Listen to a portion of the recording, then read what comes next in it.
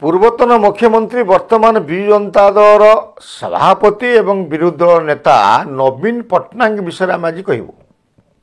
ଏ ନବୀନ ପଟ୍ଟନାୟକ ତାଙ୍କ 24 ବର୍ଷ ଶାସନ କାଳରେ କେମିତି ଲୋକମାନଙ୍କୁ ମିଛ କହିକି ଠକୁଥିଲେ ଏବଂ ବିଜେପି ସରକାରକୁ ଆସିଲା ପରେ ମିଛରେ ସେମାନେ ସରକାରକୁ ଆସିଲେ ବୋଲି କହୁଥିଲେ ଏବଂ ବର୍ତ୍ତମାନ ସିଏ କେମିତି ଡାହା ମିଛ କହୁଛନ୍ତି ଏ ଖବର ତାଙ୍କ ଏକ୍ସ ହ୍ୟାଣ୍ଡେଲରୁ ଜଣାପଡ଼ିଛି। ତାଙ୍କ ଏକ୍ସ ହ୍ୟାଣ୍ଡେଲରେ ସେ ଯେଉଁଟା ଗତକାଲି ପୋଷ୍ଟିଂ କରିଛନ୍ତି ଯେ ବାଲେଶ୍ୱରର ବୃହତ ଶିଳ୍ପ ବିର୍ଲା ଟାୟାର୍ସଙ୍କର ଶ୍ରମିକମାନଙ୍କୁ ନେଇକି ତାଙ୍କ ହୃଦୟ ଏକଦମ ବିଦାରି ଯାଇଛି। କିନ୍ତୁ ସେ ଯାହା କରୁଛନ୍ତି ସେଥିରେ କିଛି ସତ୍ୟତା ଅଛି କି? ସତରେ କ'ଣ ଆଜି ବି ବିର୍ଲା ଟାୟାର୍ସ ଚାଲୁଛି କି? କାହିଁକି ସେଭଳିଆ ଲେଖାଶ୍ରୀ ସାମନ୍ତଙ୍କ ବୁଦ୍ଧିରେ ପଡ଼ିକରି ଏଭଳିଆ ଗୋଟେ ଫଲ୍ସ ଏବଂ ଭିତ୍ତିହୀନ ପୋଷ୍ଟଟେ କରିଛନ୍ତି সেই বিষয়ে আজ আমি আপনার জনাইবু তেরেছা বাণরে মু বিপিন দাস। নমস্কার।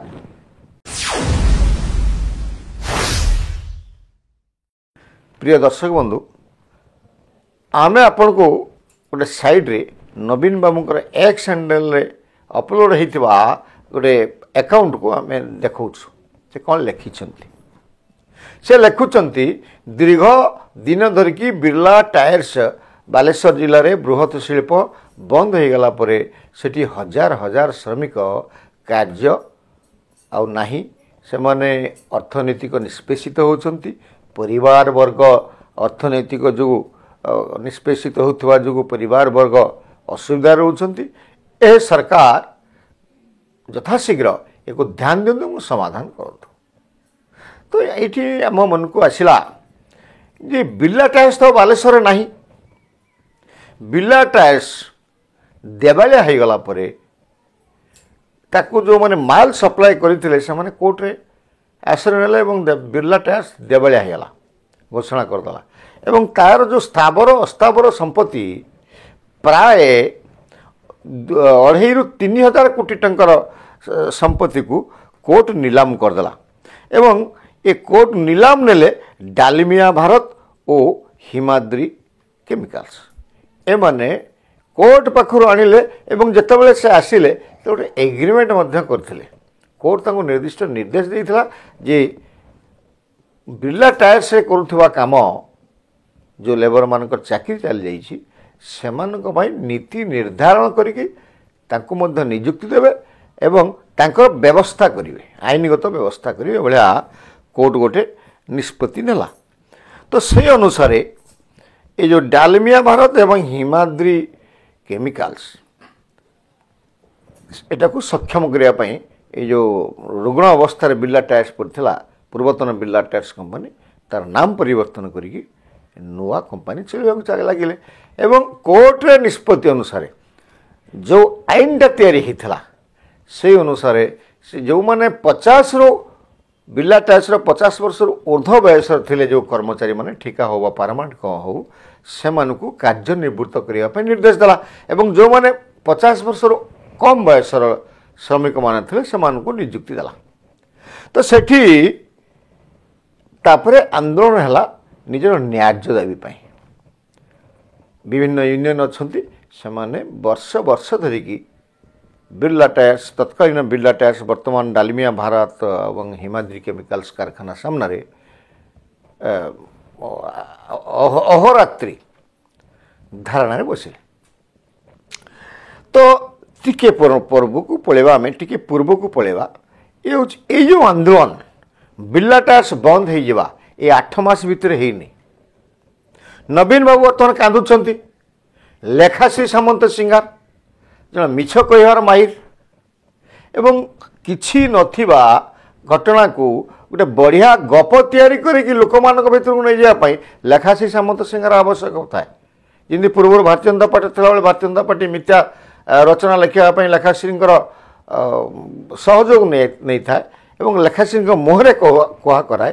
बर्तमान विजु जनता दल लेखाश्री सामंत सिंगार को से नहीं आसुँच किसी थोड़ा ना भित्तिभूमि थोड़ा ना मिथ्या कल्पल कल्पित कहानी कहब सरकार को घेरवा यही नीति रे लेखाश्री सामंत सिंगार किसी लोकों को नहीं पूर्वतन मुख्यमंत्री नवीन बाबू को भेटे ଏବଂ ତାଙ୍କ ଆଗରେ ଭିଡ଼ିଓଟା ଭିଜୁଆଲଟା ଦେଖନ୍ତୁ ଆପଣ କେମିତି କାନ୍ଦି ବହୁ ମା ମାନେ ଭଉଣୀମାନେ ସେମାନେ ବାଲେଶ୍ୱରରୁ ଯାଇଛନ୍ତି କି ଭୁବନେଶ୍ୱରରେ କିମ୍ବା ଲେଖାଶ୍ରୀଙ୍କର ସମ୍ପର୍କୀୟ କିମ୍ବା ଦଳୀୟ ସମର୍ଥକ ଏ ଭଗବାନଙ୍କୁ ଜଣା।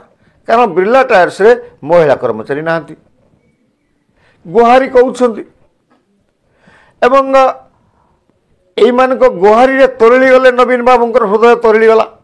ସେ ମୋହନ ଚରଣ ମାଝୀ ସରକାରଙ୍କୁ ତେରଛା ବାଣ ମାରିଲେ ଯେ ଏ ସରକାର ସମୟରେ ମୋହନ ଚରଣ ମାଝୀଙ୍କ ସରକାର ସମୟରେ ଏଭଳି ଶ୍ରମିକମାନେ ନିଯୁକ୍ତିରୁ ବାହାରି ଯାଉଛନ୍ତି ଏବଂ ନିଯୁକ୍ତି ମୁକ୍ତ ହେଉଛନ୍ତି।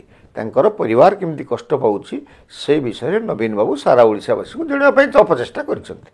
କିନ୍ତୁ ଏଠି ପ୍ରଶ୍ନ ଉଠେ ଏ ଆନ୍ଦୋଳନ କ'ଣ 8 ମାସର? ଯେତିକି ଆମ ପାଖରେ ଖବର ଅଛି ଏ 10 ବର୍ଷ ପୂର୍ବରୁ ବିର୍ଲା ଟାୟାର୍ସ ରୁଗ୍ଣ ଅବସ୍ଥାକୁ ଆସିଥିଲା ଏବଂ ସେ ଭଲେଣ୍ଟିୟରି ମଧ୍ୟ ରିଟାୟାରମେଣ୍ଟ ଦେଉଥିଲା ଏବଂ ଭଲେଣ୍ଟିୟର ରିଟାୟାରମେଣ୍ଟ ତାଙ୍କର ବେନିଫିଟ୍ ମଧ୍ୟ ସେ ଦେଉଥିଲା ଏବଂ ବାଲେଶ୍ୱରରେ ଯେଉଁ ୟୁନିୟନ ବାଜି ଚାଲିଛି ଏହା ପାଇଁ ସେଠି ବିର୍ଲା ଟାୟାର୍ସ ଚଳାଇବା ସମ୍ଭବ ହେଲାନି। ପ୍ରଡକ୍ସନ୍ ଅପେକ୍ଷା ଯେତିକି ଆୟ ଆସୁଥିଲା ତା ଅପେକ୍ଷା ଅଧିକା ସାଲାରୀ ଦିଆହେଉଥିଲା। ଯେତିକି ଆବଶ୍ୟକ ପରିମାଣର କର୍ମଚାରୀଙ୍କର ଥିଲା ବିର୍ଲା ଟାୟାର୍ସରେ ମ୍ୟାନେଜମେଣ୍ଟ ଏବଂ ସ୍ଥାନୀୟ ନେତୃମଣ୍ଡଳୀ ତାକୁ ଉଦ୍ଦେଶ୍ୟମୂଳକ ଭାବରେ ତାର ଡବଲ ଲେବର ସେଠି ଏମ୍ପ୍ଲୟମେଣ୍ଟ ଦେଇଥିଲେ, ଯାହା ପାଇଁ ବିର୍ଲା ଟାୟାର୍ସ ଅବସ୍ଥା ହେଇଥିଲା। ତ ପରବର୍ତ୍ତୀ ସମୟରେ ଯେତେବେଳେ ସେଠି ଷ୍ଟ୍ରାଇକ୍ରେ ବସିଲେ ନବୀନ ବାବୁ ଦୀର୍ଘ 24 ବର୍ଷ ଧରିକି ମୁଖ୍ୟମନ୍ତ୍ରୀ ପ୍ରାୟ ଭୁଲିଗଲେ। ସେତେବେଳେ ତାଙ୍କର ଯେଉଁ ଶିଳ୍ପମନ୍ତ୍ରୀ ଥିଲେ ସେ ଆସିଥିଲେ ଏଠିକି ପ୍ରତାପ ଦେବ ଏବଂ ସେତେବେଳେ ୟୁନିୟନ ବିର୍ଲା ଟାୟାର୍ସ ଆଗରେ ବସିଥିବା ୟୁନିୟନ ତାଙ୍କୁ ଅତି ସାଦରେ ଗ୍ରହଣ କରିଥିଲା ଏବଂ ସେ ନଡ଼ିଆ ଫଟେଇଥିଲେ ପ୍ରତାପ ଦେବ ବିର୍ଲା ଟାୟାର୍ସ ଆଗରେ ଏବଂ ପ୍ରତିଶ୍ରୁତି ଦେଇକି ଯାଇଥିଲେ ମୁଖ୍ୟମନ୍ତ୍ରୀ ସାଙ୍ଗରେ ଆଲୋଚନା କରିକି ଏ ବିର୍ଲା ଟାୟାର୍ସକୁ 2 ମାସ ଭିତରେ ଚଳେଇଦେବେ। ପ୍ରତାପ ଦେବ ଚାଲିଗଲେ କିନ୍ତୁ ବିର୍ଲା ଟାୟାର୍ସ ଚାଲିଲାନି। ସେତେବେଳେ ଗୋଟେ ଶୁଣିବାକୁ ମିଳୁଥିଲା ପ୍ରତାପ ଦେବ କୁଆଡ଼େ ମୁଖ୍ୟମନ୍ତ୍ରୀ ନବୀନ ପଟ୍ଟନାୟକଙ୍କ ସହ ସାକ୍ଷାତ କରିବାର ସମୟ ମିଳିଲାନି, ପାଇଲେନି। ସେ ତାଙ୍କୁ ନବୀନ ବାବୁ ଦେଖାଦେଲେ ନାହିଁ। ମନ୍ତ୍ରୀ ଚିଫ୍ ସେକ୍ରେଟାରୀ ଦେଖା ପାଉନଥିଲେ। ବର୍ତ୍ତମାନ ଗୋଟେ ସପ୍ତାଶ୍ଚର୍ଯ୍ୟ ଭିତରୁ ଗୋଟିଏ ଆଶ୍ଚର୍ଯ୍ୟ, ନବୀନ ନିବାସକୁ ବିର୍ଲା ଟାୟାର୍ସର ତଥାକଥିତ ଶ୍ରମିକମାନେ ଯାଇଥିଲା ବେଳେ ନବୀନ ବାବୁ ତାଙ୍କ ପାଇଁ ତାଙ୍କ କୋହ ସମ୍ଭାଳି ନ ପାରି ଏକଦମ ଆରତ ସ୍ୱରରେ କହିଲେ ମୋହନ ଚରଣ ମାଝୀଙ୍କୁ ଯେ ୟାଙ୍କର ସମସ୍ୟା ସମାଧାନ କର। ଆମେ ଏଠି ତୃତୀୟ ପଏଣ୍ଟକୁ ଆମ ପାଖକୁ ଆସୁ। ଏଇ ଯେଉଁ କଥା ହେଲା ଏ ନୂଆ ସରକାର ଆସିଲା ପରେ ସେଠି ଯେଉଁ ସଂଘ ୟୁନିୟନ ଅଛି ସେ ପୁରୁଣା ବିର୍ଲା ଟାୟାର୍ସର ୟୁନିୟନ ସେମାନେ ଏ ଫ୍ୟାକ୍ଟ୍ରିକୁ ଚଳାଇବାକୁ ଦେଲେ ନାହିଁ। ଦୀର୍ଘ ମାସ 2-3 ମାସ ଧରିକି ଅହୋରାତ୍ରି ଅଖିଆ ଅପିଆ ବିର୍ଲା ଟାୟାର୍ସ ଆଗରେ ବସିକି ରହିଲେ ଏବଂ ଏ କଥା ମୁଖ୍ୟମନ୍ତ୍ରୀ ମୋହନ ଚରଣ ମାଝୀ ପାଖକୁ ଗଲା ଏବଂ ମୋହନ ଚରଣ ମାଝୀ ସେ ଯେଉଁ ୟୁନିୟନ ଅଛି ବିର୍ଲା ଟାୟାର୍ସ ପୁରାତନ ବିର୍ଲା ଟାୟାର୍ସ ୟୁନିୟନର କାର୍ଯ୍ୟକର୍ତ୍ତାଙ୍କୁ ଡାକିଥିଲେ ଏବଂ 1-to-1 ଡିସ୍କସନ୍ ହୋଇଥିଲା ଏବଂ ସେ ସିଧାସଳଖ ମୁଖ୍ୟ ସଚିବ ମନୋଜ ଆହୁଜାଙ୍କୁ ଡାକିଥିଲେ ଏବଂ ମନୋଜ ଆହୁଜା ଏମାନଙ୍କୁ ଦୃଢ଼ ପ୍ରତିଶ୍ରୁତି ଦେଇଥିଲେ ବିର୍ଲା ଟାୟାର୍ସର ପୂର୍ବତନ ଶ୍ରମିକ ସଂଘକୁ ଯେ ଆପଣମାନଙ୍କର ଯେଉଁ କମ୍ପାନୀ କହୁଛି ଯେ 50 ବର୍ଷରୁ ଉର୍ଦ୍ଧ୍ୱ ନେବ ନାହିଁ ଏବଂ ଆପଣମାନଙ୍କର ଆବଶ୍ୟକ କ'ଣ ଅଛି। ଲେବର ୟୁନିୟନ ନିଜର କମ୍ପନସେସନ୍ ଚାହିଁଥିଲା ଏବଂ ମୁଖ୍ୟମନ୍ତ୍ରୀ ଏବଂ ମୁଖ୍ୟ ସଚିବ ଏମାନେ ନିର୍ଭର ପ୍ରତିଶ୍ରୁତି ଦେଲେ ଯେ ଏଇଟା ହେଉଛି ଓଡ଼ିଶା ସରକାରର ଦାୟିତ୍ୱ, ଯଦି କମ୍ପାନୀ ନ ଦିଏ କମ୍ପନସେସନ୍ ତାହେଲେ ଓଡ଼ିଶା ସରକାର ନିଜ ରାଜସ୍ୱରୁ এই ଯେଉଁମାନେ 50 ବର୍ଷରୁ ଉର୍ଦ୍ଧ୍ୱ ଶ୍ରମିକ ଅଛନ୍ତି ସେମାନଙ୍କୁ କମ୍ପନସେସନ୍ ଦେବ। ତା ଅର୍ଥ ଏ କଥାଟା ସରିଛି ଏବଂ ଆପଣମାନେ ଜାଣିଲେ ଆହୁରି ଆଶ୍ଚର୍ଯ୍ୟ ହେବେ ଯେ କିଛି କମ୍ପନସେସନ୍ ମଧ୍ୟ ମିଳିଲାଣି ଆଉ ଯେଉଁମାନଙ୍କୁ ମିଳିନାହିଁ ସେମାନଙ୍କ ରେଟ୍ ଛିଣ୍ଡୁନାହିଁ। କିଏ ଚାହୁଁଛି ଯେଉଁ ଗୋଟେ ସମଝୌତା ଭିତରେ ଯେ ଆପଣଙ୍କୁ 5 ଲକ୍ଷ ଦିଆଯାଉଛି ନେଇଯାଆନ୍ତୁ, ସେ ଜଣକ କହୁଛି ନାହିଁ ମୋର ଏକୁରେଟ୍ ରେଟ୍ ହେଉଛି 7 ଲକ୍ଷ ମୁଁ ନେବି। ତ ଏଇଭଳିଆ ରହିଯାଇଛି କିନ୍ତୁ କମ୍ପନସେସନ୍ ଦେବା ଓଡ଼ିଶା ସରକାର ଆରମ୍ଭ କଲେଣି ତ ଏଇ ଯେତେବେଳେ ସମସ୍ୟାର ସମାଧାନ ହେଇଯାଉଛି ସେତେବେଳେ ଲେଖାଶ୍ରୀ ସାମନ୍ତ ସିଂହାର ପଛରେ ପଡ଼ିବାକୁ ଚାହୁଁନାହାନ୍ତି, ବାହାବା ନେବାକୁ ଚାହୁଁଛନ୍ତି। କାରଣ ସେ ମିଥ୍ୟା ପୋଖରୀରେ ପହଁରନ୍ତି, ଦିନ ଦ୍ୱିପହରେ ନ ଶୋଇକି ସ୍ୱପ୍ନ ଦେଖନ୍ତି ଏବଂ ଲୋକମାନଙ୍କୁ ଦେଖାନ୍ତି। ଏବଂ ତାଙ୍କର ସେ ଯେଉଁ କୁହୁଡ଼ିରେ ପହଁରିବାର ଅଭ୍ୟାସ ଅଛି, ନବୀନ ବାବୁ ମଧ୍ୟ କୁହୁଡ଼ିରେ ପହଁରିବା ଆରମ୍ଭ କରିଛନ୍ତି। କାରଣ ବିଜୁ ଜନତା ଦଳ ମନେ ରଖିଥିବେ, ସବୁବେଳେ ନବୀନ ବାବୁ କହନ୍ତି ମିଛ ପ୍ରତିଶ୍ରୁତି ଦେଇକିରି ସୋସିଆଲ ମିଡ଼ିଆରେ ଆମେ ପାରିଲୁ ନାହିଁ, ଭାରତୀୟ ଜନତା ପାର୍ଟି ସରକାରକୁ ପଳାଇଲା, ସେମାନେ ମିଛ କହନ୍ତି। ଏଠି କଥା ଉଠୁଛି ମିଛ କହୁଛି କିଏ? ବାଲେଶ୍ୱରରେ ବିର୍ଲା ଟାୟାର୍ସକୁ ଯେତେବେଳେ ବିର୍ଲା ଟାୟାର୍ସ ନାହିଁ ତ ବିର୍ଲା ଟାୟାର୍ସ ଚାଲିବ କେମିତି ଏବଂ ବିର୍ଲା ଟାୟାର୍ସ କେମିତି ଦରମା ଦେବ? ବର୍ତ୍ତମାନ ତ ଡାଲମିଆ ଭାରତ ଏବଂ ହିମାଦ୍ରି କେମିକାଲ ହାତରେ ମ୍ୟାନେଜମେଣ୍ଟ ଅଛି, ତାଙ୍କର କାରଖାନା ଅଛି। ସେମାନେ ତ କୋର୍ଟ ସାଙ୍ଗରେ ଏଗ୍ରିମେଣ୍ଟ କରିଛନ୍ତି ଯେ 50 ବର୍ଷରୁ ଉର୍ଦ୍ଧ୍ୱ ଲୋକମାନଙ୍କୁ ଶ୍ରମିକମାନଙ୍କୁ ଚାକିରି ଦେବେନି।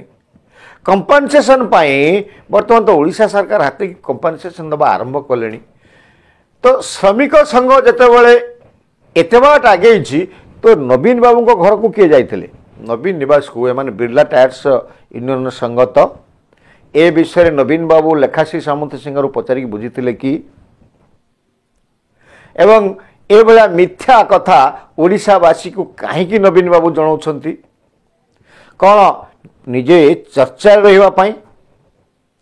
ଏବଂ ଲେଖାଶ୍ରୀ ସାମନ୍ତ ସିଂହାର ବିଜେପିକି ଆସିପାରୁନାହାନ୍ତି, ତାଙ୍କୁ ବିରୋଧ କରାହେଉଛି, ତେଣୁ ସେ ଚର୍ଚ୍ଚାରେ ରହିବା ଭଳିଆ ମହିଳା ଜଣେ। ତେଣୁ ନବୀନ ବାବୁଙ୍କ ମୁହଁରେ ମିଛ କୁହା କରେଇ ଚର୍ଚ୍ଚାରେ ରହିବାକୁ ଚାହୁଁଛନ୍ତି କି ଲେଖାଶ୍ରୀ ସାମନ୍ତ ସିଂହାର? ବିଚାର ଆପଣମାନଙ୍କର। ଏ ଯେଉଁ ମିଛ କହୁଛି କିଏ? ନବୀନ ବାବୁ ନା ମୋହନ ଚରଣ ମାଝୀ? କିଏ ସତରେ ଲେବରମାନଙ୍କ ପାଇଁ, ଶ୍ରମିକମାନଙ୍କ ପାଇଁ ବ୍ୟବସ୍ଥା କରିଛି? ଏସବୁ ସେ ଶ୍ରମିକ ସଂଘ ଜାଣିଛି ଏବଂ ଓଡ଼ିଶା ସାରା ଲୋକ ଜାଣିଛନ୍ତି। ବାଲେଶ୍ୱର ଜିଲ୍ଲାରେ ସମସ୍ତେ ଜାଣିଛନ୍ତି ଯେ ମୋହନ ଚରଣ ମାଝୀ ସରକାର ଆସିଲା ପରେ ଏ ଲେବରମାନଙ୍କୁ କମ୍ପନସେସନ୍ ଦେଉଛି ଏବଂ ନବୀନ ବାବୁ ଏଭଳିଆ ମିଥ୍ୟା ନାଟକ କରୁଛନ୍ତି। ନମସ୍କାର।